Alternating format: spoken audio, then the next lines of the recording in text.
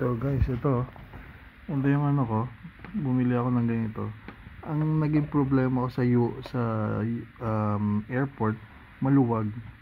So itong plug nito medyo okay. But yung dito niya, parang ganyan, no? Bumabagsak. So may encounter niyo yun sa may ibang plug. So right now, andi dito kami. Sobrang lamig, kahit yung bintana hindi mo gustong buksan. Diyan po. So nagdala po ako ng bidet at napansin ko nga rin po sa loob ng CR walang bidet. Just now. And ito yung ano namin, may kasama kami. Ewan ko, parang caretaker nila dito. So dun ako. So ayan.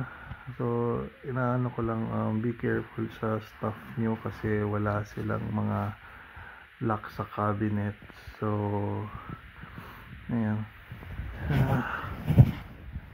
So guys, another lessons na kailangan yung malaman. Magdala kayo ng mahahaba at medyo makapal na damit. Okay lang konting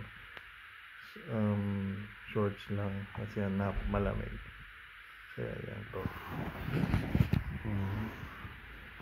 Anyway, sana mabigyan kayo ng information dito sa aming journey to Poland. Salamat. Ano po si Hansel. Ewan ko lang, gusto niyang matulog. Sabi ko, huwag kang matulog, baka hindi ka na magising dahil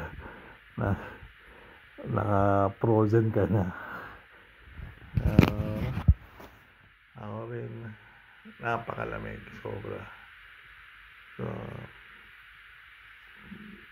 kung ako sa inyo nasa Pinas, inumin ninyo lahat ng buko, lahat ng magsanay na kayo sa matulog sa refrigerator, frigidaire, electric fan. Ilagay nyo sa sarili nyo na andun kayo, at magdala kayo ng wet tissue sa airport kasi isa pa, walang tubig. Isa pa rin, walang tubig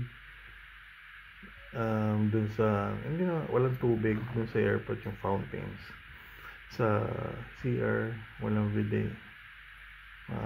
So kapag nadudumi kayo, expected nyo na dapat may wipe wash kayo kasi tissue lang ando doon. And ano pa ba, yan lang muna. So cut natin muna itong video. Hiwalay. Anyway, thank you.